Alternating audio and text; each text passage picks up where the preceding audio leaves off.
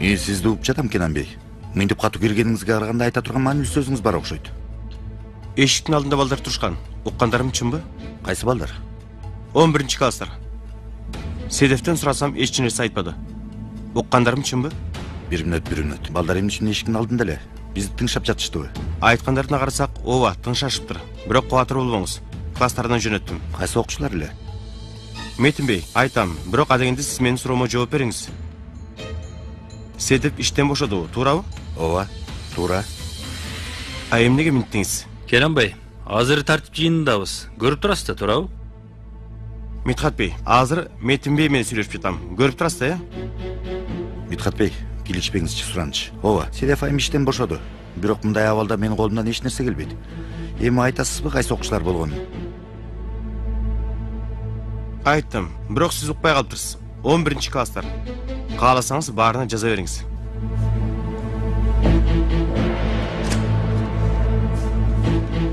Сабырыңызга таң калам Метин Бей. Эгер мен болсом, анда башкача сүйлөшмөкмүн. Сиз болсоңуз чогуу иштегенге кесиптешибиз дагы. Окуй турганга окуучуларыбыз да калмак эмес, Митхат Бей. Азыр балдарды чакырыңыз, чечимди жарыя кылалы.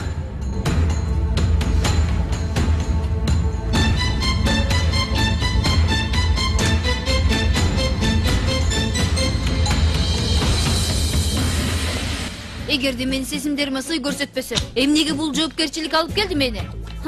Менде да ката бар. Башынан кабыл албаш керек эле. Же сабакка кире турган окуучу калбай калган имиш. Же сезимдеримди аралаштырып жаткан имишмин. Митхат Бей болсо төрдө, келген кеткенге мөөр басып жөнөтпөй. Ишине жарап жатат да. Эми мектептин эң жакшы тартип жардамчысы болсун. Экөө кошуп башкарсын мектепти. Селим, эмне кылып жатасың? Sen özüň эмне кылып жатасың? Кызматтан кеттим деп жатам, түшүнбөй калдыңбы? Жок, кызматтан кетмей жок. Отур, кичине сүйлөшөлү. Сүйлөшө турган сөз жок. Алдагы атты берип койчу. Бербейм, тынчтан. Тынчтанбайм. Келе. Бербеймин эми. Үйүңө алып барып үйлүп ал. Макул, атыңды берейин, бирок сүйлөшөлү. Жок, кереги жок. Сенде калсын. Селим, ачума тийбечи, эмне кылып атасың? Бер дей. Ат менен мөөр. Мөөр менен ат. Кичине ойлон, сүйлөшөлү. Көйнөгүң. Көңүл бурба көйнөгүмө. Ооба, көйнөгүм мөөр басып койдуң. Жаман көрүнүп калдыбы?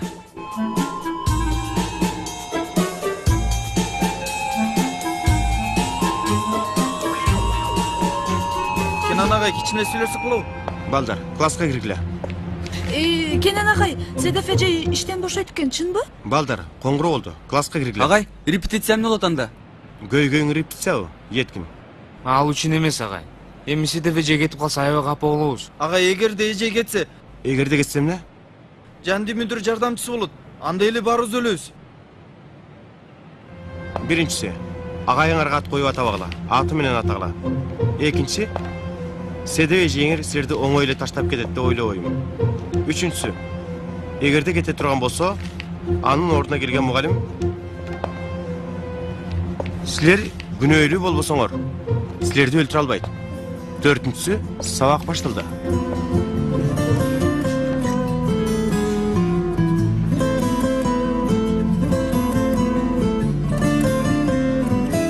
Селим, берши алдагыларды.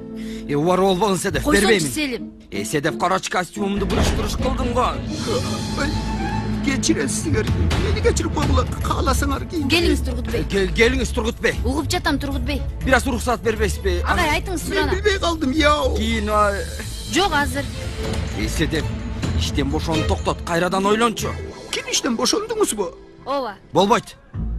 Кызыңды ойло, башка жакка которулганга чейин эмне кыласың? Селим Бей туура айтат. Тургут Бей, бизге бир аз убакыт бересизби? Агай, кетпеңиз. Кетейинби же калайынбы я? Кетиңиз. Калыңыз. Седеф, дагы кичине суранам. Эми жок дегенде жаңы мектеп анык болгонго чейин. Сүйлөшүп койдум, Селим. Измирдеги бир колледж көптөн бери чакырып жаткан. Измирге кетем. Мен барайынчы ишилгери. Сиз кала бериңиз, Тургут агай. Мен чыгам.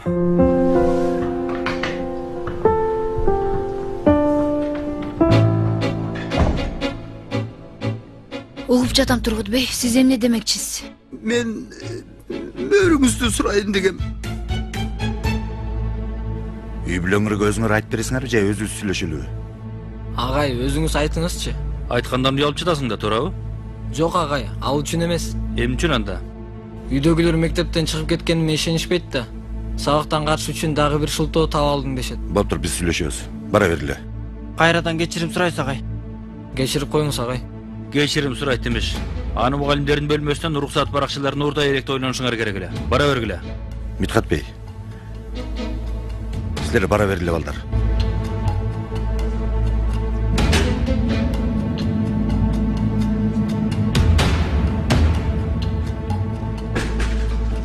Жыйын чечими балдарды четтетүү болчу, мазактоо эмес. Өзүңүзгө келиңиз.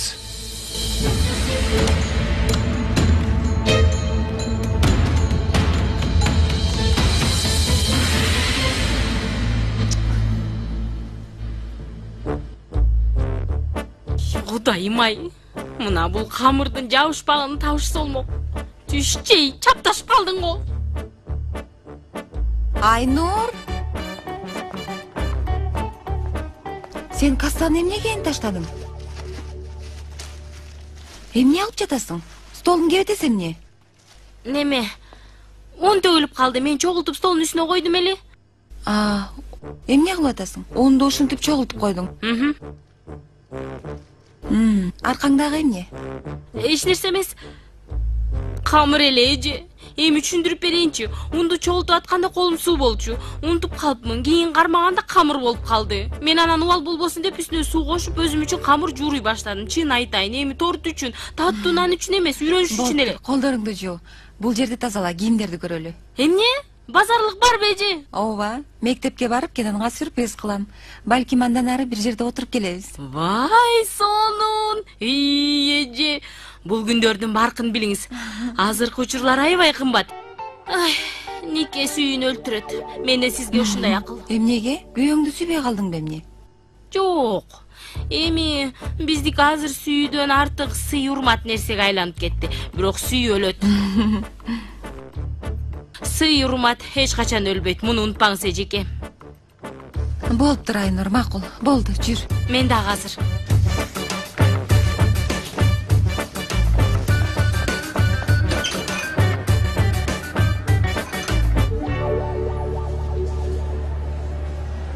Катырагыңыз кимге? Өзүмө? Алла. Мен мынтсем айтпаган сөзүңүз калбайт эле. Нааразылыгың токтот эми. Буфетте ичип жегениңе эсепчени жок. Бир жылда бир катыраак нан жасап жесем, аны да кекиртектен жөнөткөр. Мен ар бир жасаган катыраак нанымдын сыртына белги коем. Бирок бошогон идиштерди чогулуп кайра келсем, белги жок каерде? Халил Гүлердин курсагында. Сел саяк келе солом Рыфат. Колуптун сындырып таштайм азыр. Оккун жезде. Билө күткөн кишимин. Жашыңызды урматтап атам. Жезде деп жатам. Сыйлап атам. Этиңизди сөөктөн ажыратып коем. Шайтан кире калды ичиңе. Жөнтүр Рыфат. Колуптун сындырып таштайм дейм азыр. Жезде, тийишпеңиз. Жиним аябай жаман. Сен алдыгы чайыңды стаканыңа ар жака кой. Кой ар жака. Кой, сындырып салам азыр. Сындырып салып тагып төлөсүң азыр акчасын. Кой ар жака. Кой. Макул. Муну өзүңүз баштадыңыз. Келесо. Жезде мени урдуңуз го. Жок, качан урдум баатырым. Мен сени бери кара. Сен алдыгын деп көзүңдү алайт мени боорортуп карабаңын, Рыфат. Жезде, бетим эмес, жүрөгүм аябай ооруду. Байкемдей көрчүмүн мен сизди. Сиз мени күнөөлүү баладай көрдүңүз. Адал болсун сизге. Анчадан урган жокмун го, иним. Рыфат. Каты уруп салдым муну дагы.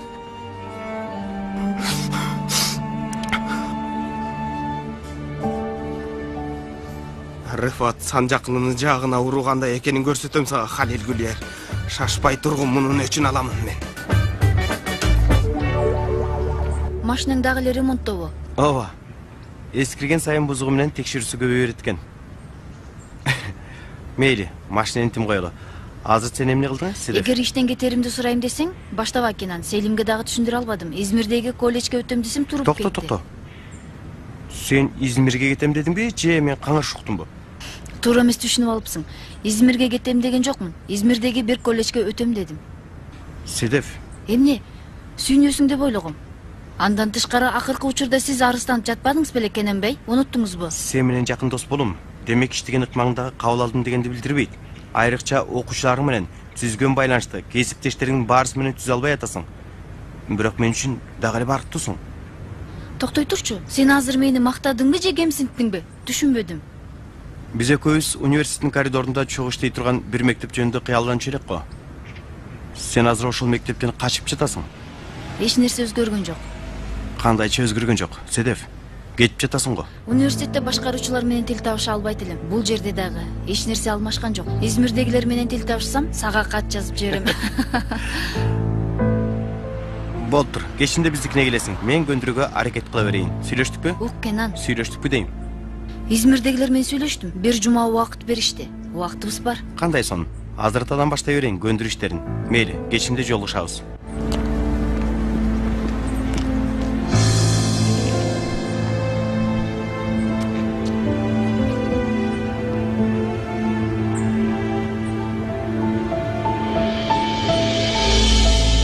Достор, баарыңар абалды билесиңер, ошондойбу? Уурдун чыгарылышы жөнүндө айтып жатасыңбы? Жок ай. Уурлар чыгарылган жок. Окуудан четтетилди. Алло. Бул класста 3 эчки жөнүндө сүйлөшүү болбойт. Досум, кызыңа бир нерсе деп койчу. Камзежан, биз сени менен эмнени сүйлөштүк эле? Болбойт да. Болуптур, достор. Уккандарыбызга таянсак, Седеф эжей бизден кетип жатыптыр. Кабар булагында айтып койсок жакшы болмок. Илкай, токтой турчу Алла үчүн. Классташтар, ушинтип колу бутубуз байланып тура беребизби?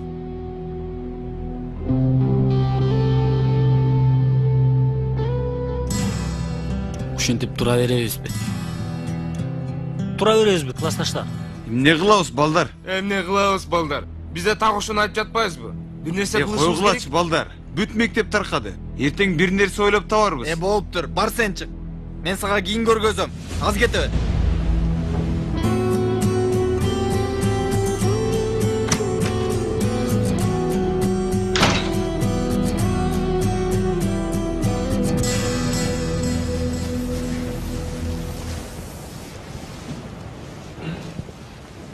Рыфат.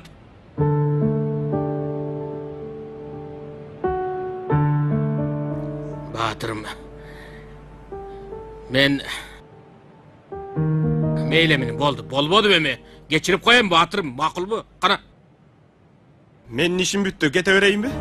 Макул. Токто, чогуу кетебиз. Рыфат.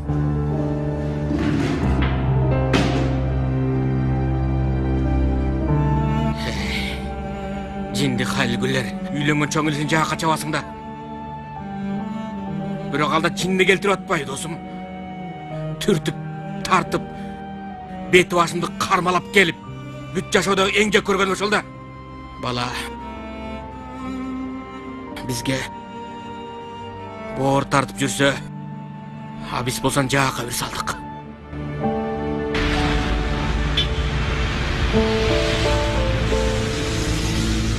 Кенан, эмне болду?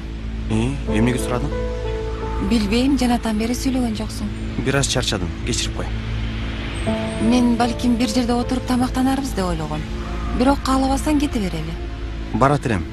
Бирок ачууланбасаң, бүгүн Седевке сөз берип койдум эле.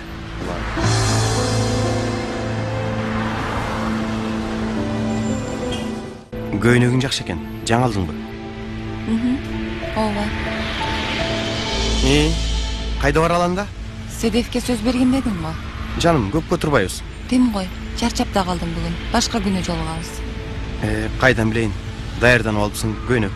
Жок, жөн эле сатып алгам. Көптөн бери дүкөндө көрүп жүргөм. Бүгүн сатып алдым.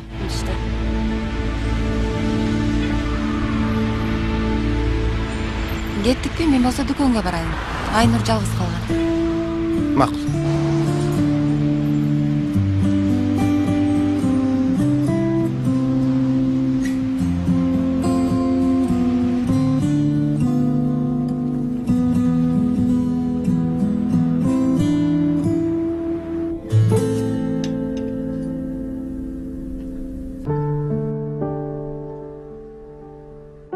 Эмне шорпоңду ичпейсиңби? Жок, жегим келбей атат. Халил, эмне болду, а? Рыфат бөлмөсүндө кулпуланып отурат. Сен да оозуңан бир сөз чыкпайт. Эмне болуп атат? Мен бүгүн Рыфатты жаакка чаптым. Жаакка? Неге чаптың? Жакы чаптым. Тамашалаппы? Жок, кадимки эле осмо шапалак менен бир койдум, айланып барып туруп калды. Халил, эми жетим баланы эмнеге чабасың ай? Онжа болду, жетим бетим деп баштаба кайра. Анысты өзүмдү жаман сезип атам. Колум сынып калса болмок, чапкандан көрө. Урдум болду. Ошон үчүн капа болуп отурат да бөлмөсүндө. Гонжа болду, жедет болду. Капырай. Гонжа эже тузду алсам болобу? Эмнеге? Тузду эмне кыласың? Рыфат сурап ата, жарасына коет экен. Эмнеге? Кайсы жара, эмне болду? Ой, эч нерсе болгон жок. Рыфат сурап ата, сурашса жүрөгүмдөгү жарага себебим деп айтып кой деди. Алсам болобу? Ала кой.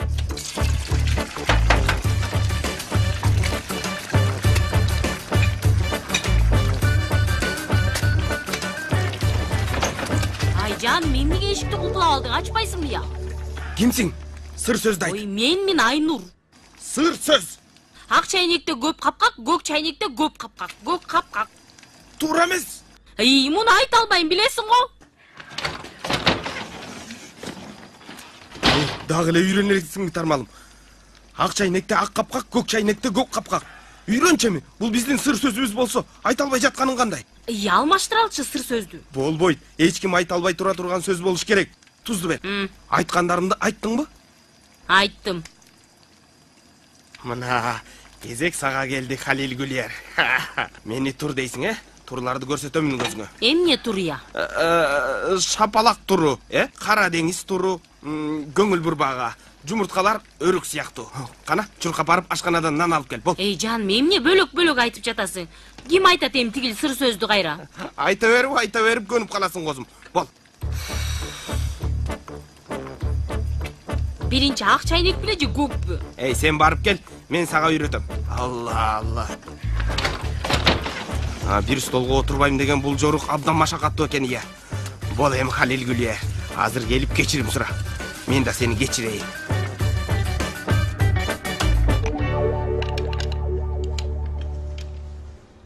Юсуф. Отам, биз бул жактан кетет экенбиз. Эмне үчүн? Жаңы эле келдиңер го. Андай эмес. Биз бул жактан көчүп жатабыз. Апам мектепти дагы алмаштырабыз деди. Алыска көчөт экенсиңерби? Измирге көчөт экенбиз. Эмне үчүн андай? Апам ошол жактагы мектепте иштейт экен. Мен сени аябай сагынам го. Мен атам менен сүйлөшөм. Седеф эжени баш тарттырабыз. Кабатыр болбо. Атам дагы телефон чалды. Апаңа кетүүнү каалабайм деп айт деди. Айттыңбы? Айттым. Анан эмне деди? Кетишибиз керек экен.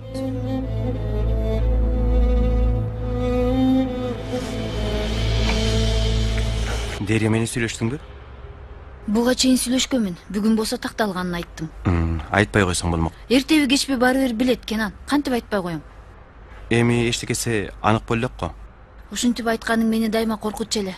Дагы кандай пландарың бар? Ошондой үмүтүм бар.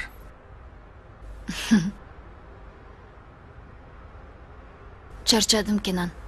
Бир жактан сабактар, бир жактан жетекчилик. Кай жагына жетишеримди билбей калдым. Андан тышкары арыздар да пайда болду. Мага тиешеси жок, билесиң. Кыжалаттанба, билеймин аны. Сабакты зарыл катары көргөндөр сабагын өткөрө албай арызданып башташты го. Сен аларды тим кой. Дагы биздикилерге эмне деп айтасың, ошону ойлон. Бир аздан кийин Юсуф да кабар алат.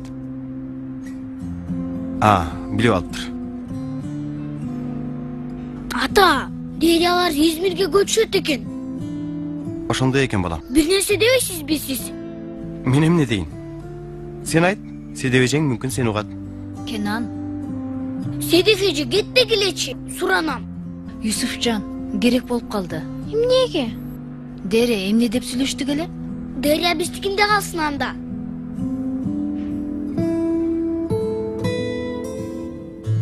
Урматтуу көрүүчүлөр, бул байке мени сабагандан мурун акыркы жолу тартып алганым болот. Ошондуктан бул аябай өзгөчө тартуу болот. Мен ачып коем. Пелин, эшикти карап кой. Маңдайына туш келгенди камерага тартып уят калат бизди. Саламатсызбы, мугалим? Кош келдим. Кош келдим. Ким келди, Теймур? Төлгөдөгү киши. Келсең. Кайсы төлгө? Кофедеги төлгө. Кирбейсиңби Селим? Кайсы төлгөнү айтып жатат? Кофе төлгөсүн. Төлгөгө сен чыктың. Ошол жака да кирдим бакыры. Селим кирсең эми?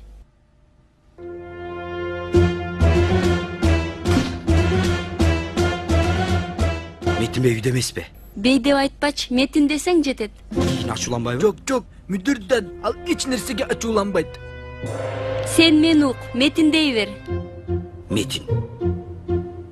Кандайсың Метин? Иштер кандай Метин? Жакшы. Эмне кылып жатасың? Өчүр тил тартканыңда. Пелим бир нерсе дебейсиңби? Жок. Ай.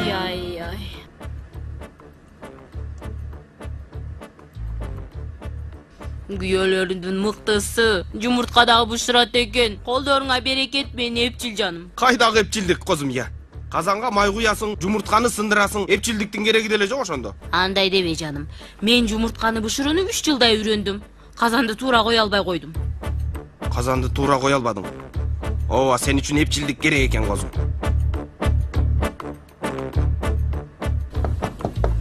Рыфат, кирсем болобу? Өзүң элесиңби? Ооба, жалгызмын. Өзүм эле келдим. Микроп.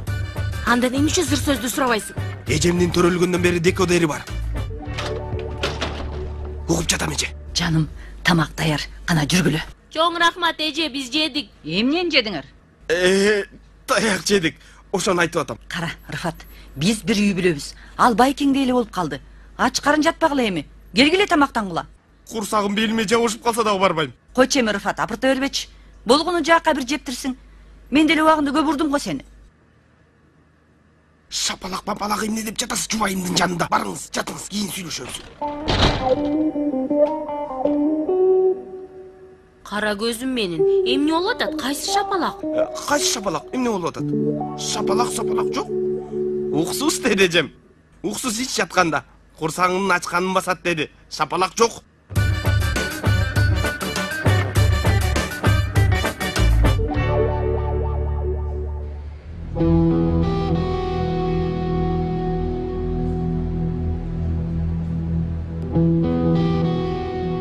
Достор, ушунча адамбыз. Бирөөбүздүн да эсибизге туура ой келбей жатат го я. Досум, мээм иштебей калды. Бир мугалим кантип кетип калат билбей жатам. Меники да иштебей калды. Сеники төрөлгөндөн бери иштебейт. Кабатыр болбо. Балдар, Хабабам классы киносун көрөлүбү? Ошол жерде бир мугалим бар эле. Кетейин деп жаткан. Бирок кийин аны баш тартышкан. Кантип кылышты эле аны? Жок ой досум, аны 50 жолу көрдүм. Андай нерсе эсимде жок. Ой, бар болчу деп атам досум. Кандай эле? Эстей албай жатам. Балдар, адабиятты ойлогула. Ырлар, роман. Седеф эжейдин иштен бошонуусу жөнүндө ыр жазалы. Анан баннер жасаталы. Анан эски окуучуларды чакыралы. Дуулдап кеттиң го КамАЗ. Аны Тургутага үчүн жасаганбыз го. Эсимде жок менин. Эмне болмок? Седеф эжейге кылбадык го. Спектакль да бүтпөй калды. Ошончо даярдандык эле. Ансыз да болгон 5 сөзүң бар. Даярданганбыз деп коет дагы. Азаматсың Эткин. Балдар, Седеф эжейди кетирбешке амал ойлоп таптым. Дос, азаматсың. Мен таптым. Пикирди мен айттым. Бирок эмне айттым түшүнбөдүм. Анда эми эмне кылабыз? Оңой эле. Силер аткарасыңар, мен башкарамын. Зейнеп эже? Өмөр, жүрөгүмдү түшүрдүм. Эже? Мына чай даяр. 10 мүнөттөй бул жерде турду. Чайлар муздап калды да. Кана алгыла.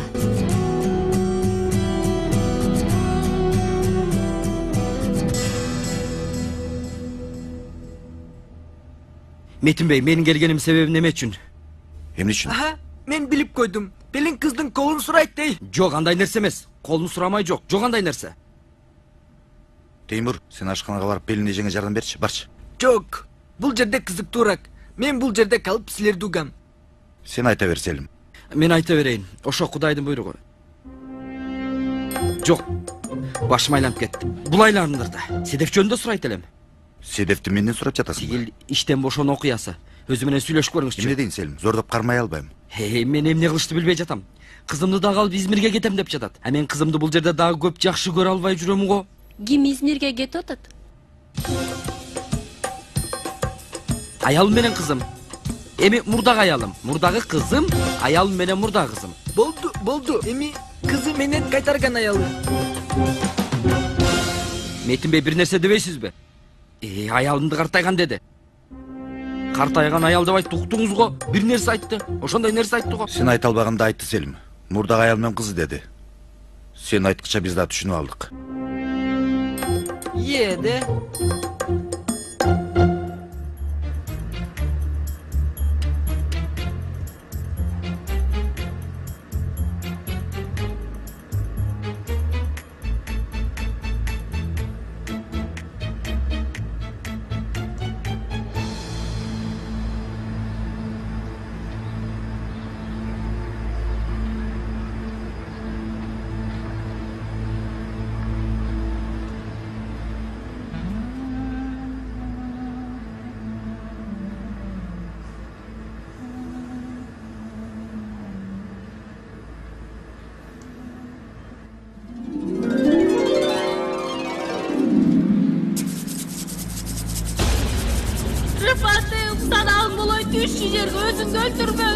Ben bu adam bile yaşay albayım sarmalım.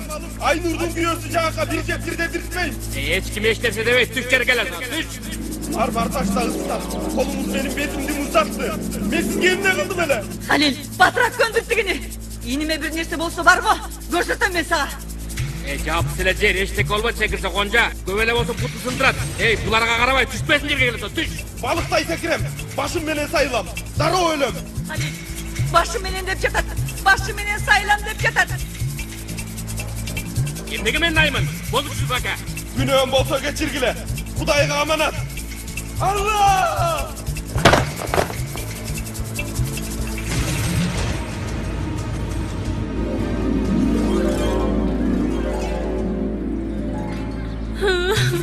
Halil, senin ayınan. Var senin ayınan. Sizin ayınızdan cesur kaldım. Kim öğretim bana? Kim?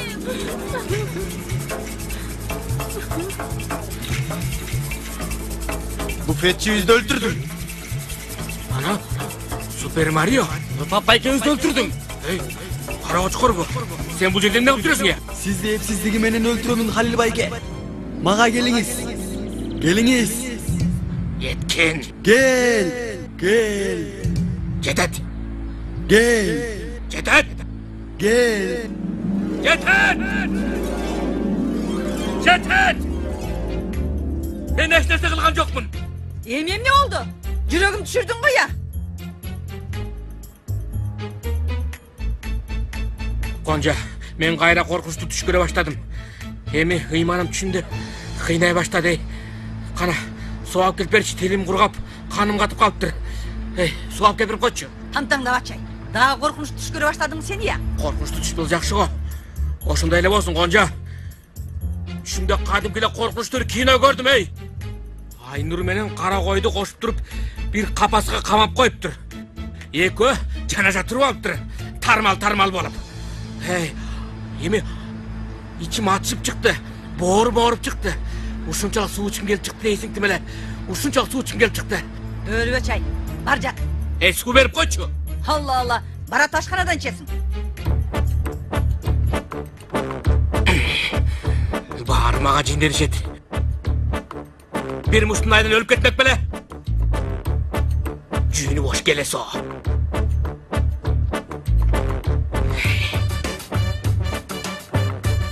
Etkiyi beyle koydum.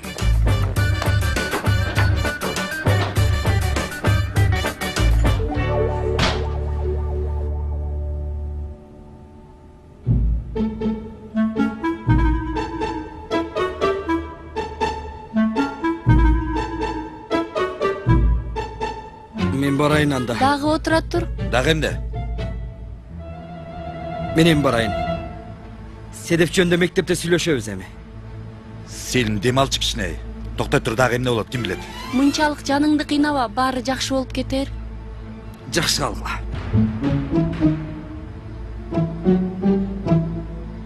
Elnece. Менде аябай жаман нерсе болду. Эмне болду? Өрттөп жибердиң бирде мени. Тоңуз сыкпай. Өрттөгөн жокмун. Өзүм күйдүм. Эмне болду? Айтпайсыңбы?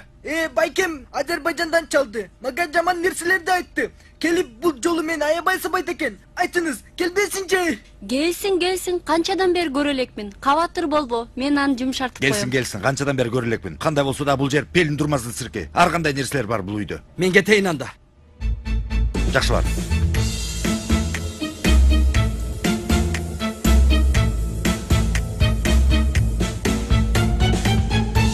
Кетерде келесиңер да ошондойбу? Апа? Албетте келебиз, Юсупжан. Келгениңер үчүн чоң рахмат. Эртең мектепте көрүшкөнчө. Көрүшкөнчө, Дерия. Мен дагы жакшы ойлон деймсиздер. Билесиң го Кенан, сүйлөштүк го кептин баарын. Чыны мен уккандарым сенин кетиңе себеп болчулар эмес, Седеф.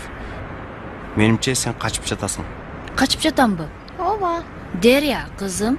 Атам мага эч нерседен качпа деп айтат дайым. Туура. Мен да качкан жокмун, Юсупжан. Кызым экөөбүз күрөшүү үчүн кетип жатабыз. Туурабы? Чынында күрөштүн борбору бул жерде. Өтө жамансың. Мектепте өчүмдү алам сенден. Мен күрөшкө даярмын. Көрүшкөнчө. Жакшы алыңыздар. Жакшы баргыла.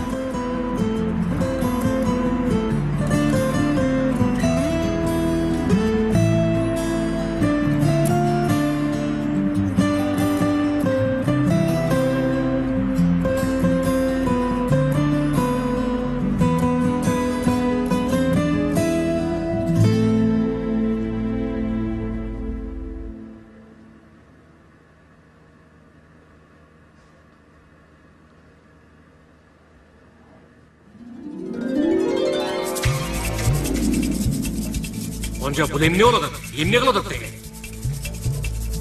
Халил, мага көнчүктүбө. Анан эмне дейин? Эмне болот бул Гонжа? Сен ийме кылган иштериңден кийин жаныңда отурганыма шүгүр дегин. Карасаң, мунун жагым акыл бар эле. Ал да жок болду. Бале болду го, Халил. Эмне кылып турмун мен сениңе? Эч нерсе билбегенде сүйлөбө, Кудай үчүн. Билбесем билбейм. Рифатым! Сен ушундай абалга чыга турган адам билең, Рифат! Эмне болду деген? Сен муштумундан кийин болуп атат барысы. Кара келиниңди. Мунусу ушинтип кызыктай нерселерди кылып атат. Кайдагы муштумду айтып атасың эмне? Биз да ошентип айттык. Кайдагы муштум иним дедик. Баланын баш тамырына тийиптирсиң сен эй. Кайсы тамыры?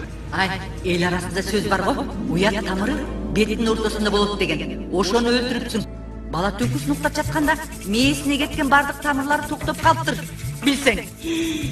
Эмне өлүп калды бу Гонжа? Өлгөн жок. Андан жаман майып болду. Ezellikimden eşteke çok emin, esim getip ezildim emin. Kudayga tova kıldım, men kıldım bu bunu. Rifat! Sen uşul abalga çöğe turgan adam bilen kokkuy, Rifat! Karaçı! Kayakta. Aldı kokuya iyi.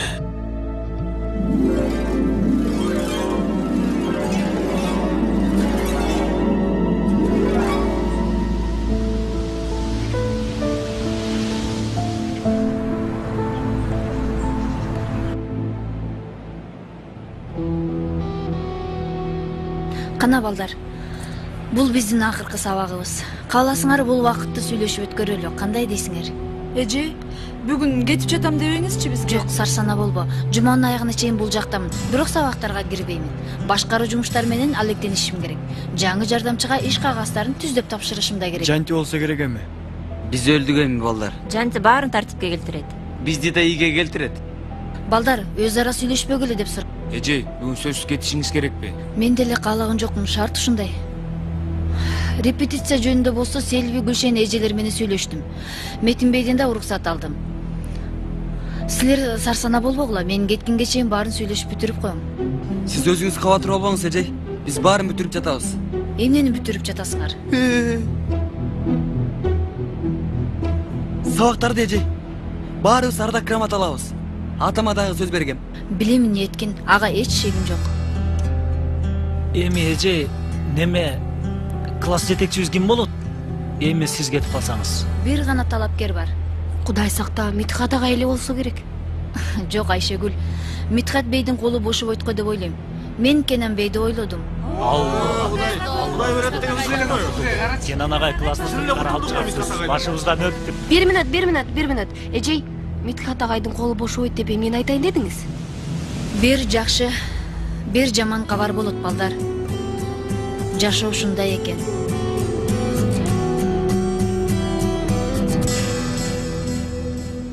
Седеф айым арызын бердиби? Али берилек. Чечими алмашпаса керек. Бир топ класстын окуучулары менен бул күндөрү коштошуп да коюптур. Ошондой окшойт. Жардамчылыкка оюңузда бирөө барбы? Седеф айым али кызматында. Ошондуктан эч кимди ойлогон жокмун. Түшүнүп атам. Айтмакчы, былтыр министрликтен имараттын бекемдиги жөнүндө текшерүү жасашкан, эсиңиздеби? Дагы ремонт кылышат бекен. Абал кичине кыйыныраак го. Үскүдар Адил Максут Анатолу лицейин билесиз? Тигил төмөнкү көчөдөгү мектеп. Эмесе текшерүүчүлөр билим берүү министрликке отчет бериптир. Министрлик имаратты тез арада бошоткула деп жатат. Окуучулардын көбү жакын болгон үчүн ошол мектепке кетишет. Ошол жакка которолу деп жатышат. Тамашалап жатасыз го? Чын эле айтып жатам. Эми түшүнсөңүз жаңы мүдүрү жардамчысы аябай кыйналат го. Ошондой болот го. Мейли, мен сизди көп кармабайын. Ишиңизге келип. Сизге дагы.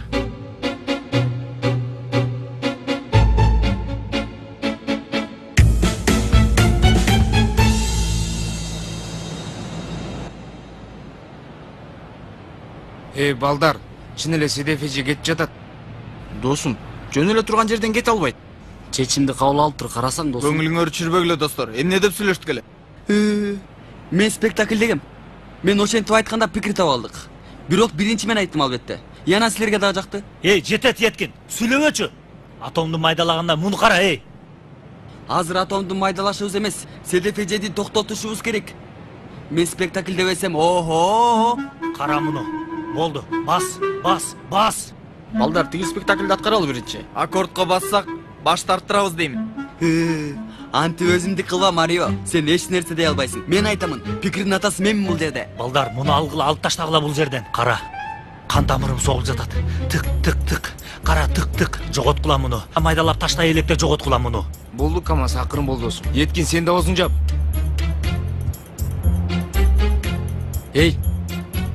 Кенен агай кайтып көрбөйлү бул абалды. Туура. Кана турлат анда. Кеттик. Тур. Акырын.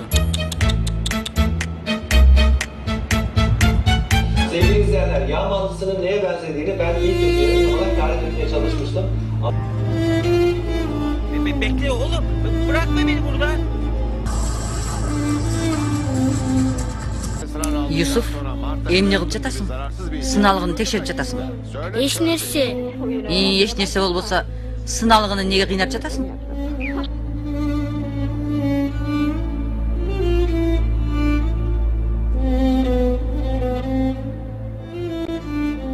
Эмне болду? Көңүлүң жокпу? Ооруп жатасың? Ооруган жокмун. Бир аз көңүлүм жок. Эмне болду? Мугалим урушту? Урушкан жок. Эмне болду? Айтып берсең? Дерия барго, Седеф эженин кызы. Ооба, бар. Измирге кетип жатышыптыр. Эми ошол жакта жашайт экен. Алла, эмнеге кетип жатышыптыр? Жөн эле жашап жүргөндө. Билбейм. Седеф эже айтыптыр. Кайгырбай, Юсуф. Мен Дерияны көрбөй калам да. Кудайым-ай. Анын атасы бул жерде эмеспи? Атасын көргөнү келгенде сага дагы жолугуп кетет албетте. Алар дайыма келишпейт. Измир алыста.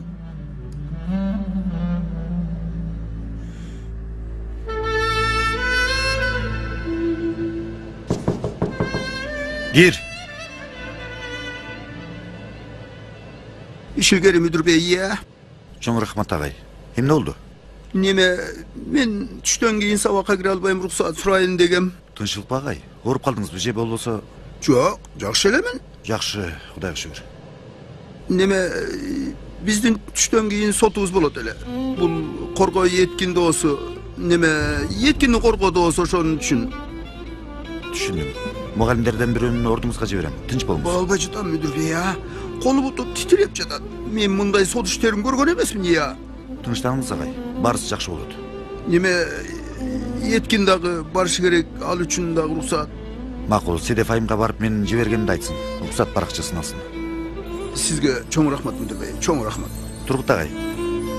Угуп атам? Соттон макул болбогон жооп чыкса капа болбоңуз. Ден соолугуңуз белгилүү. Сиз бизге керексиз агай. Чоң рахмат мүдүр бей. Буюрса оң жооп болуп каларбыз я. Кудайга шүгүр. Жакшы калыңыз.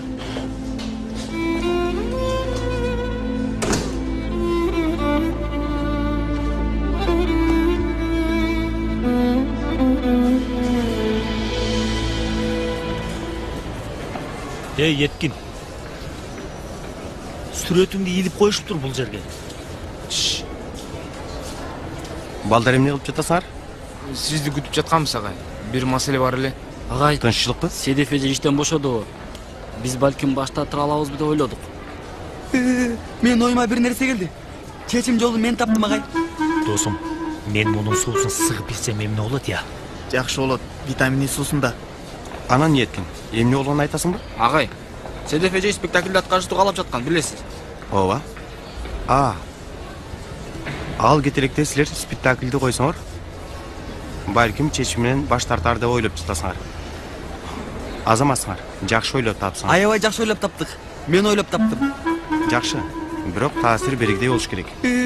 Кайсы жери таасирлүү агай? Менимче ошондой. Ооруду. Агай, биз спектакльди коелу деген менен эми костюм жасалгасын даярдаш кыйын болуп калат го. Ал ишти мага таштагыла, мен жайгарам. Силер жакшы даярдагыла. Ошол жетет. Качпа, өлтүрөм сени. Ботко жасап берейинби сага? Жебейм. Шире алып келип берейин. Ичпейм тайжы. Эми сенин көңүлүң жок боло берсе, мен да көңүлүм жок боло берет. Эмне үчүн кетип атышат? Дерия тарынып атат. Эми Седеф айым мажбур болбосо жашоосун өзгөртпөйт болчу. Дерияны эмне үчүн алып кетип атат? Ал биздикинде калса болбойбу? Юсупжан, Дерия али кичине апасынан бөлөк жашаганга болбойт да. Кое тур, телефон чалып жатат. Жооп берейин. Атаң экен. Угуп жатам, Кенан. Кандайсың, Гонча? Жакшы. Юсуп экөөбүз отурабыз. Сүйлөштүрбү Седеф эже менен? Кетпей калыштырбы? Юсуп токтой тур. Атаңды укпай атам. Эмне деп атат? Дерияны сурап жатат. Мейли. Гонча, сенден бир маанилүү өтүнүчүм бар эле. Макул. Колумдан келген жардам болсо, жардам берейин. Колуңдан келчү нерсе. Макул ханышам, ыйлабайбы? Али кетелексиңер го. Макул. Сүйлөшөм апаң менен. Эжең жаныңдабы, ханышам? Кана берчи аны менен сүйлөшөйүн. Алло, эже. Кантип кайгырбайын, эже. Кантип ыйлаганын көрбөй жатасыңбы? Макул. Кичине тынчысын, кайра сүйлөшөм. Мейли өп коюңуз. Жакшы калыңыз. Эмне болду? Ким ыйлап атат? Кызым, апасы менен Измирге кетип жатышат. Кайгырба мынча. Абал оор, түшүнөм. Бирок каникулда көрөсүңөр да бири-бириңерди. Каникулдарда? Каникулда жолугушуп турасыңар? Эми каникулда келер. Тез келишер. Пелин, кызым ал менин. Каникулда гана көрөйүнбү кызымды? Туура айтасың, бирок жүрөгү жок. Биякта маңдайымда турган кызымды көрө албай калам. Жүздөгөн чакырым алыстыкка жиберейинби? Түшүнүп атам, бирок... Түшүнүп атасыңбы? Балаң барбы сенин? Жок. Анда түшүнө албайсың.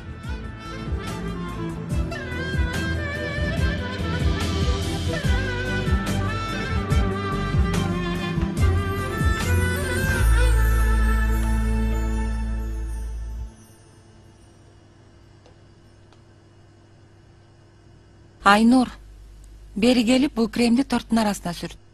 Астафырла эже. Эмнеге астафыралла? Мен ким, крем сүрттү ким, туурабы? Айнур, эмне сүйлөнүп атасың? Кел сүрт муну, бол.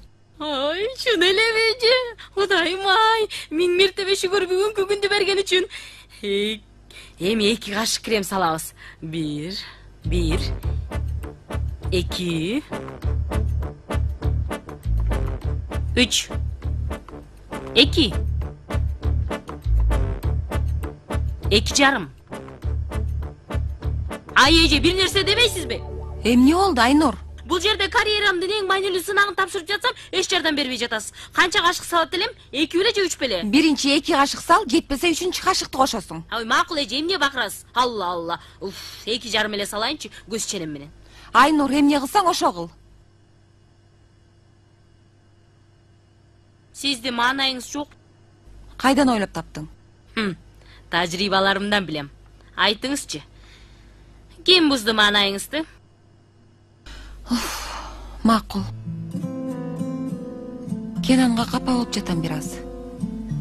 Канча күндөн бери мага суук мамиле кылып атат. Кудай ай, ал дагы өзгөчө. Ысык болгонго чейин жыл өттү, суук болуусу секунда болду. Бузук электр машинедей кал киши. Балким бир нерсеге кайгырып жатат. Эже, ал башка аялды жактырып жүрбөсүн мүмкүн. Кандайча башка аял? Кайдан билейин, мындай мүмкүн, мындай болуп койгон сулуу. Эми манекенчи аялдар аганча көп жага бербесе керек эле, ошентсе да болушу мүмкүнбү? Мүмкүн деги эркектер түшүнө албайсың, туурабы? Тантырабачы, Айнур, кайдан ойлоп табасың мындайларды? Ой, мейличи, айтпагандай болоюн.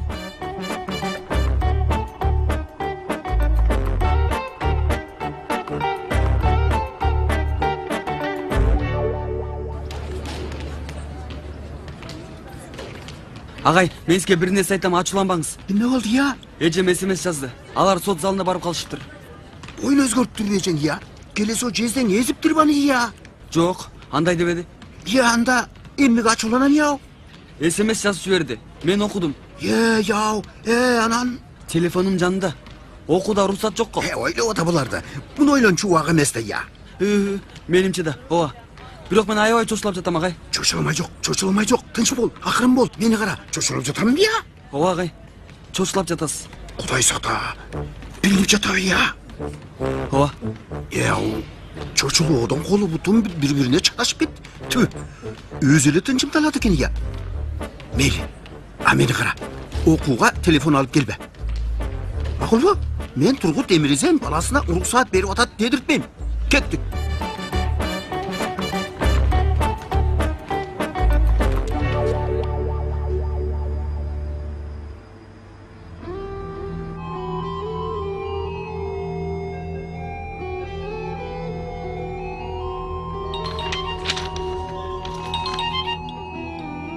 Угуп атам, Зейнеп. Эмне кылып жатасың? Кийин сүйлөшсөк болобу? Азыр сабакка кирген жаткан элем. Күнү бою сүйлөшкөн жокпуз ансызда. СМС жаздым, жооп берген да жоксуң. Ошондойбу? Көрбөй калып турмун. Чын айтам, иш көп болуп жатат. Мейли анда.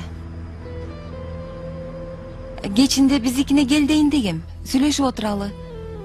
Мен аябай сагындым сени. Мен дагы сагындым.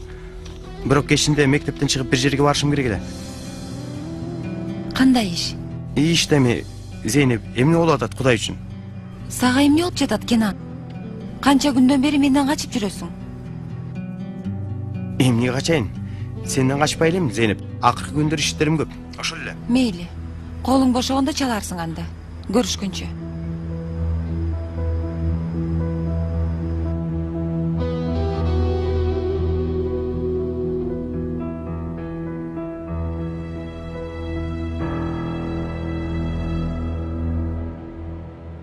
Достор, СДФЖ мектептен кетем деген чечимин баарыңар билесиңер. Жана эч кимге СДФЖдин кетишин каалабай турасыңар. Албетте каалабайбыз. Бирок биз эмне кыла алабыз? Жаным, угуп турсаң, угуп турар адатың жок да. Бардык жерде эле сүйлөсөм дей бересиң. Мени кара, мага үйлөнүп алып 20 жылдан бери жашаган күйөөдөй сүйлөбө. Акылыңды ордуна келтирип коем сени. Жан, угуп жатабыз досум. Биз ойлоп отуруп, СДФЖ кетелекте ушул театр оюнун койсок, балким анда чечимин өзгөртөт. Жакшы ойлоп таапсыңар, Жанер. Команданын мээси менмин, президент. Эми пландын жалпысын мен кылдым. Ой, акылдуу жигитим менин. Эч нерсе эмес, жаным. Атомду бөлгөн жокпуз го эми. Ошо да.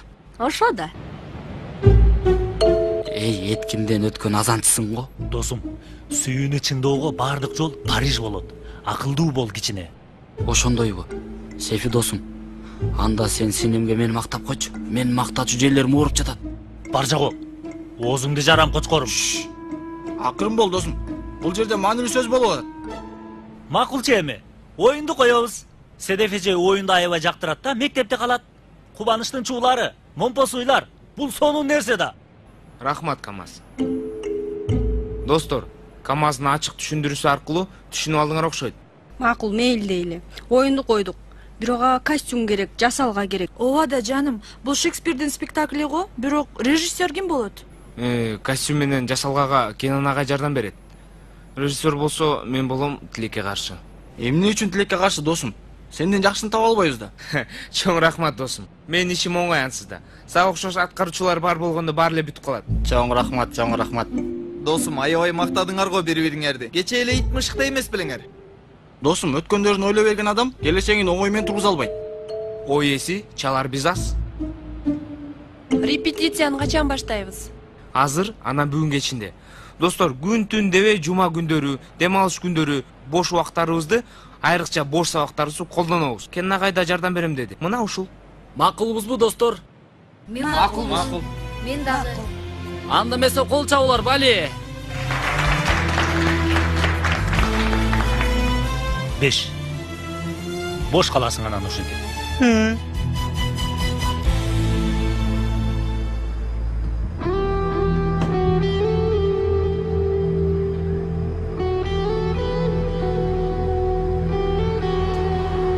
Зейнеп эже, биз келдик. Кош келипсиңер. Кандайсың, Зейнеп? Жакшы. Айнур ичкеридеби? Ичкериде. Чакырайынбы? Жок, чакырба. Биз биринчи сүйлөшүп алалы. Айнурга бир канча күнгө уруксат бере аласың, Зейнеп? Эмне үчүн эже? Эмне болду? Тайжемдер костюм тигишет. Костюм? Эмне үчүн? Седеф эжемдер кетпесин деп. Неме, Седебайым мектептен кетем деп жатыптыр. Ошо анан анын оюн өзгөртүш үчүн Кенан окуучулары менен план кылыптыр. Седебайым оюн чыгармак экен. Мына ошону даярдап сюрприз кылышат экен. Костюмдарды тигип бер деп менден өтүндү. Түшүнүктүү. Эми ошончо костюмду өзүм жалгыз бүтүрө албайм да. Зулейха келет жардам бергени, бирок Айнур дагы бир үчүн кармаса араң жетишет окшойбуз. Макул, болот. Айнур? Келатам. Кош келиңиздер. Айнур кана чыкчы. Даярдан. Каяка эже? Кетип жатабыз, бул. Бир нече күнгө уруксат бердим. Ай эже, кайра кууп жатасызбы мен туруп? Көнүп алдыңыз го эже. Кремди туура эле сүрттүм го. Кууган жокмун, Айнур. Гонжо эжеге жардам керек экен. Уруксат бердим, бол эми. Костюм тигесиздер чогуу. Апей, мен тигүүнү билбейм да. Торт жасаган жакшы үйрөндүң. Эми тигүүнү үйрөтөм сага. Сен чык эми, бол, кетели, бол батыраак. Жоо да даяр. Макул чыгам. Зейнеп, сен да бош болуп калсаң кел. Сен да бир четине колуң тийсин. Мен тиккенди такыр билбейм эже.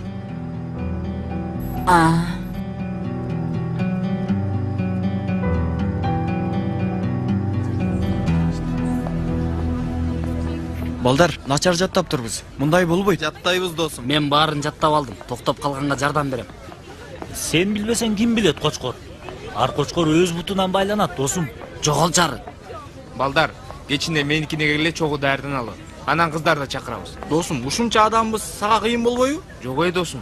Ар дайым болгон эле го. Токто, телефон чалып жатат. Аха, Еткин чалып атат. Алло, Еткин? Алло, чалар. Утуп алдык сотту. Токто, акырын сүйлө, угулбай атат, Еткин, угулбай атат. Балдар, Еткиндер сотту утуп алышыптыр. Чын элеби? О Кудай, сонун. Алло, акырын болбой. Эмне болду? Кандай өттү? Айтып берчи кана. Эжем баш тартты. Эми Тургут агай менен жашаймын. О Кудай, мына керемет. 1, 2, 3. Лай лай лай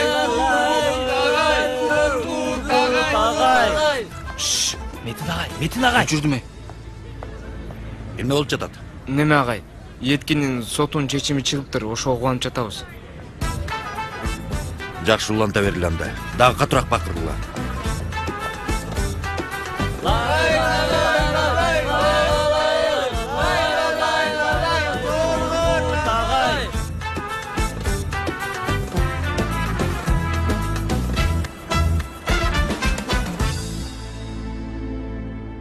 Балам, бөлем батырақ. Сен таяжыңа таштап қойып, мен репетицияға барам. Ата, СДВ спектакльді жақтырса кетпей қалалы? Аны білбейм. Оқчуларына айтыңыз, айбай жақшы атқарышсын, айбай жақшы. Айтып қоям. Жем бол тамағыңды. Ойын өзгөртпөсөчү. Балам, қайра баштадым сұрауыңды. Қайдан білейін? Көрөбүз да. Сиз маселени дайыма чечишиңиз эле го. Чечем? Муну эмнеге чече албайсыз анан? Уулум, жаңы эле баштадым го. Дароо эле нөлү койдуң. Күтө тур, натыйжасын көрө. Анан гана баа бересиң. Жакшы аткаргандарга жылдыздуу баа. Балдарга айтып коюңуз. Макул, айтам.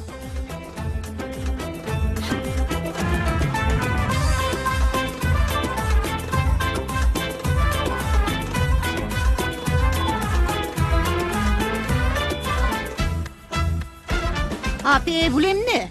Эркектерге дагы юбка тигебизби? Колготки бул. Ай эже, эркектерге да колготки кийип коюштур. Тобо кылдым, тобо. Хали, мен кара. Кенан ушулар жиберди. Алмаштырып албасын? Жок, эмнесин алмаштырмак эле Гонжа. Ушуларды берди го. Алла. Кыздардын кийимдери дагы эски мода. Дарбызга окшогон кийимдер калды бул заманга, ey Алла. Эже караңыз мен. Биз экөөбүз жеңдерине мындай бүйүрмө тигели. Көкүрөк жагын ушундай жайылта жасайлы, жалп жулт этип жалтырасын балдар. Кандай дейсиз? Жакшы пикир. Жакшы. Окун дагы эмне кылсак болот билесиңби? Аркасына жекелти кылалы. Кандай жакшы пикир, туурабы? Ай, апыртпаңызчы, жарап бийин бийлешет беле. Бийлешпейт. Жанатан бери сен эмне деп эле дөөрүп атасың, Айнур, я? Болду. Силерге такыр бүтпөйт. Мен ашканага кеттим. Гонжа, менимче эркектерге мындай калгатки малгаткин ордуна жакшынакай гана шым тигип бергиле. Анткени азыр мода ушундай деп атышат. Болду, мен кеттим. Жарайт.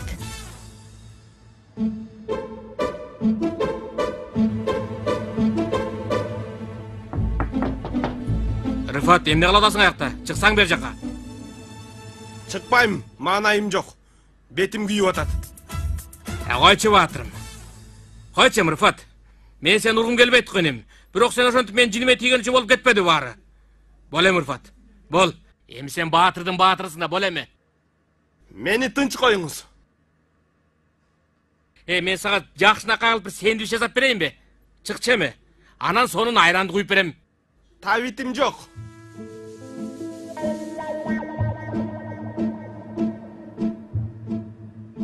Токтой тур, Халил Гулияр. Бир сэндвич менен алдай албайсың. Ынсабыңды урдуруп бүтүп, сага өзүңдү урдуртамын.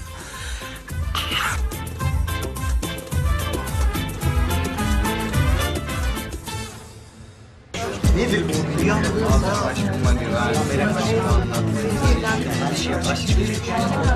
Bu adam yani benim kalbim senin kalbinde birleşti atıyor. Kimseye zararı yok ama karmaşık. Zaten karmaşık. Ey достор, кичине акырыныраак окугулачы. Окуган нерсемди 4 жолу окусам да түшүнбөй жатам. Чын эле, билгениңди да унутуруп койдуңар го.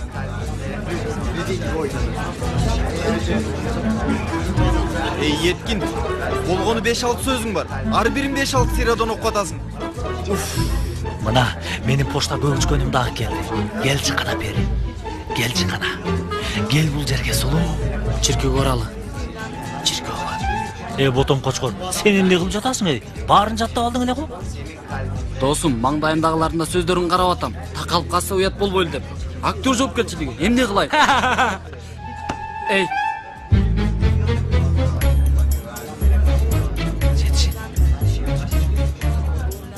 Жетишет büyüdük бекен балким. Башым ооруп кетти.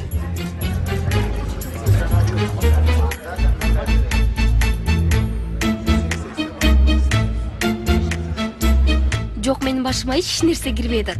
Мен үйдөн жаттайм, үйгө кеттим. Эй! Акырын болгула. Урматтуу президент, сахна сиздики. Эгерде оозун ача турган болсо, демин алып таштайм. Билип койгула. Чоң рахмат, жан. Унча назиксиң. Ошондоймун да. Ох, акырында. Ошону айтсаң.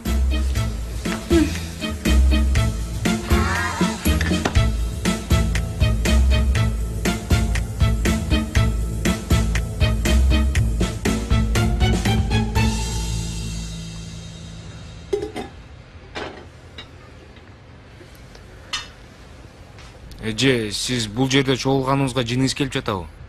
Эмнени айтып жатасың, Жанар? Качан мындай нерсеге жиним келчү эле? Кайдан билейин, кабагыңыз ачылбайт го. Дөөрүбөгүм.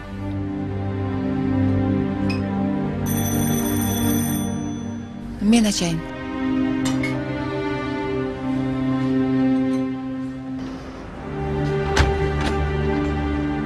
Кенан?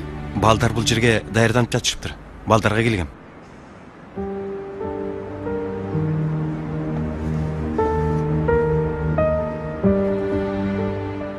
Kenan agay, hoş geliniz agay. Geliniz, kandaysiz agay? Agay, oturunuz.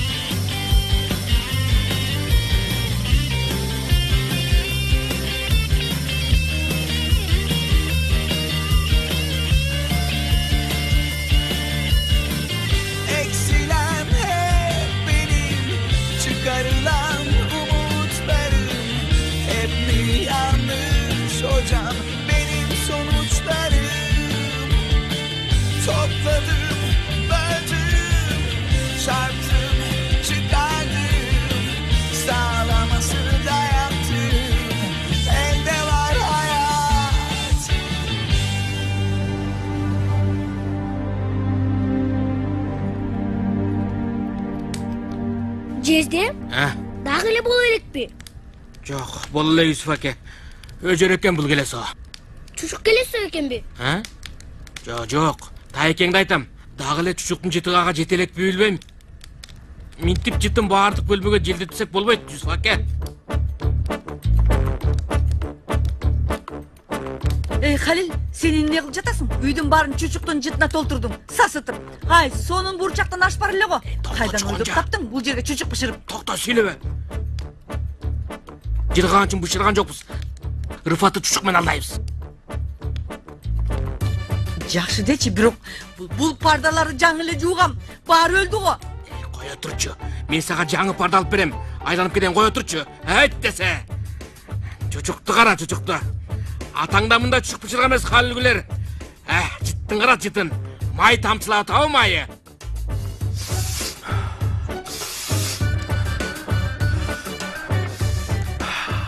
Эй жаным, мынча өжөрлөнбөчү. Жездеңди ал, урат да, жакшы да көрөт да. Эй сон жыттан чатат, мурдуң жарылат эй. Козум, чыда, сабыр кыл. Жеңишке аз калды. Халилгүлердин фронтта утулган согушун столдо колуна түшүрүп койбойлу. Чыдап тур. Эй, жумуртка жей берип баардык жериме кызамык чыкты эй. Мен кеттим. Козум, токто. Чыда. Чыдай албайм. Кайда кетип жатасың я? Макул, бөлмөдөн чыккан жесир болосуң анда. Ант бердирбе, суранам. Ант бердирбечи эй. Жүсүп аке, аркы башканага барып нан алып кел. Маяğı olat, mayынан нам алып жеп туралы. Алып кел. Апей, кинди. Косум, бул чучук Афюнда жасалып турай. Жеп жатшабы?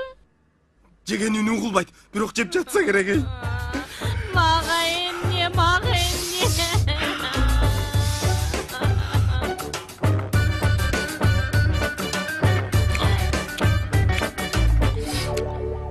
Жок, досум, жок.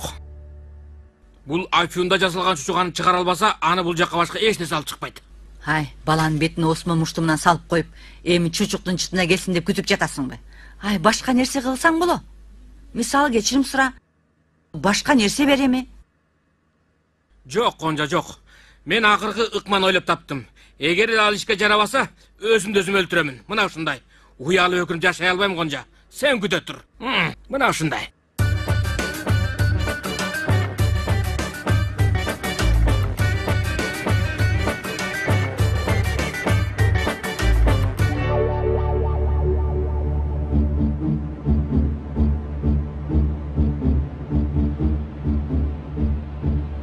Достор, кандайсыңар? Толкундан жатабыз, ботом. Тынчтангыла. Зал толтура эл. Уят болбойлу. Топ толтура эл дейсиңби? Дос группа түзүп, жайында жерлерди кыдыралы, толтура акча табабыз. Мен чыдабай калдым. Даратканага барып келем. Жок болбойт. Жарылып кетем бирок. Эткен биринчи сен чыгасың. Чыдап тур эми кичине. Досум, мен жаттаганымдын баарын унутуп калдым окшойт. Жинди, сен дагы? Досум, мен аябай толкунданып атам. Силер дагы жакшысыңар. Мен толкундоодон кимди аткарганымды дагы унутуп койдум. Мен Гермия белем. Өлдүк эми. Жарылып кетем, Жанер. Чыдап тур. Досум, бизге суфлер керек. Суфлер деген эмне? Ким ал? Оюн ойнойбу? Жок ой досум, такалып калганда бизге китептен шыбырап айтып турат.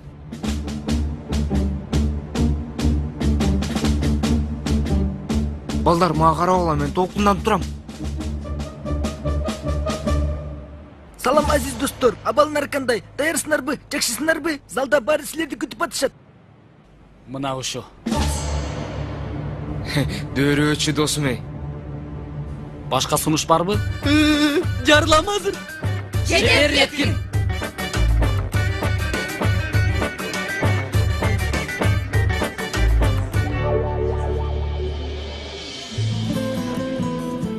Кош келдиң. Рахмат. Бул сюрприз дагы Кенан Дашан. Афишага менин атымды жазып турсун. Сен оюн режиссерсың. Балдар кандай экен? Бир аздан кийин маңдайыңа чыгышат. Өзүң көрөсүң. Протоколдо сизге орун алып койгом.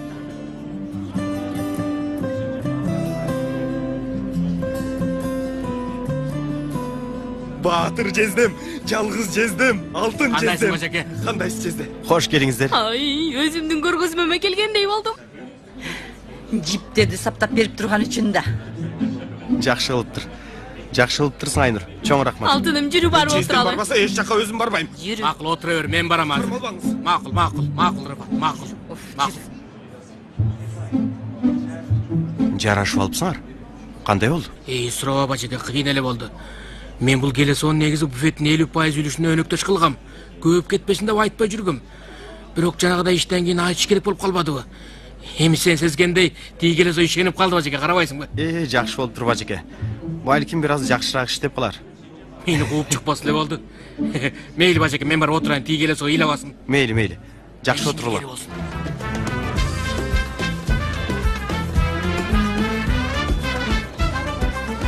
Бул оюндун киносун көрдүң беле? Жок, спектакльде окугам, аябай жакшы. Киносу дагы сонун.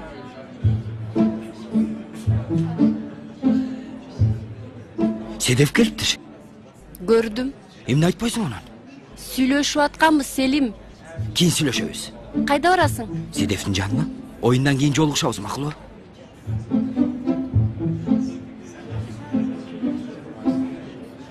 Кечир Эсагай. Кандайсың? Дере кайда? Келгиси келген жок эжесинде. Албетте, хаанышамдын маанайы жок. Ушуну айтыш үчүн келдиңби, Селим? Жок, жаныңда отуруш үчүн. Мен муну окугам, эң сонун я. Ооба агай, аябай сонун. Мен дагы окугам.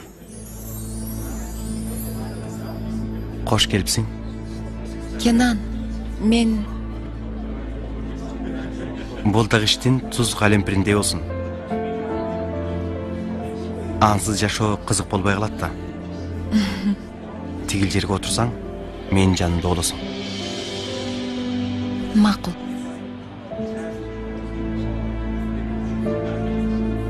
Саламатсыздар. Седев айым кеткенде адабият мугалими керек болот. Арыз жаздык, келет. Тез арада келсе жакшы болмок, болбосо кыйынчылык болушу мүмкүн. Митхат бей, мен билим берүү министриминби? Кайдан билейин качан келет? Арыз жазып бүдө отурабыз. Жок, башкарууда да кемчилик болот ошон үчүн. Оюн башталып жатат агай. Оюнду көрөлү.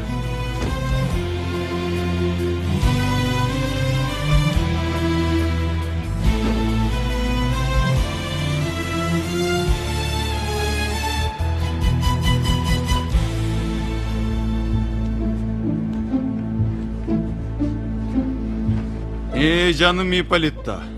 Мына 4 күндөн кийин үйлөнүү тоюбуз болот. Бул 4 күн бизге жапжаңай алып келет. Бирок бул эски айдагы атамдын мурасы менен баласынын ортосуна кирип алган жесир аялга окшоп алаксытып жатат. Такыр кете албай койду. 4 күн дегенин түштөргө толгон 4 түн ал жогулу өтүп кетет. Андан кийин ай болсо күмүштөй болуп үйлөнүү тоюбузга жаркырап берет. Бир жерде чогуу болушса да сүйүшкөндөр, согуштар, өлүмдөр, оорулар тегеректей айланасын. Белгилүү же белгисиз бир үндөй, бир көлөкөдөй ылдам, бир түш сыяктуу кыска, түн ойногон чагылгандай күтүлбөгөн жерден болуп өтүп кетет. Адам акылы өзүнө келип этият болла дегенче, түндө жаркыраган чагылгандай бардык нерсени бир заматта жоюп жок кылат. Баары ашык болгондо азап тартышат, күрсүнүшөт, көз жашын төгүшөт, байкуш кыялдарынын аркасынан чуркашат. Чындыгында биздин колубуздан эч нерсе келбейт. Чыныгы сүйүүлөр бул азаптарды тартууга аргасыз. Ошондой болсо дагы биз сабырдуу болушубуз керек.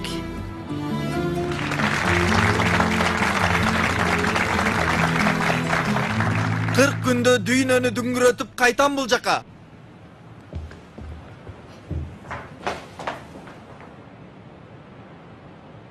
Башта бул гүлдүн суусун колго алалы.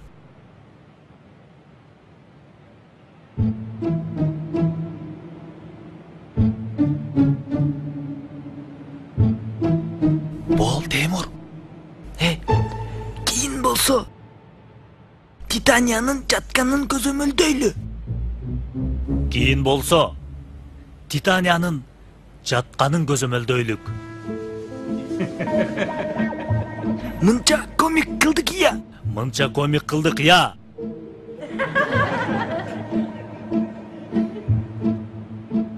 Жинди Темур, комик эмне? Уят кылдың мени Темур, уят. Сүйкүмдүү бол Сейфи, жылмай.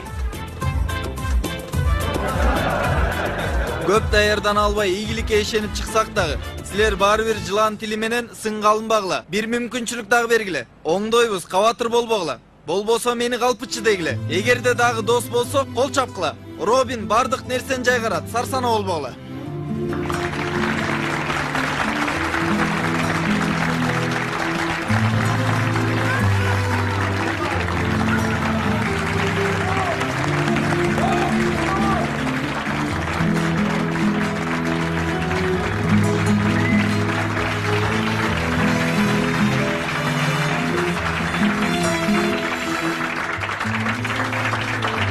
Бул даярдыктардын баары сен үчүн Седеф. Оюнду бир аптада даярдаштыр. Өздөрүнүн кийимдерин өздөрү тигиштер. Бири-бирин жаттаттырып даярдаштыр. Билесиңби? Эмне үчүн? Сени кетирбей мүмкүн калар деген үмүт үчүн. Сен ушундан кийин дагы кетем дейсиңби?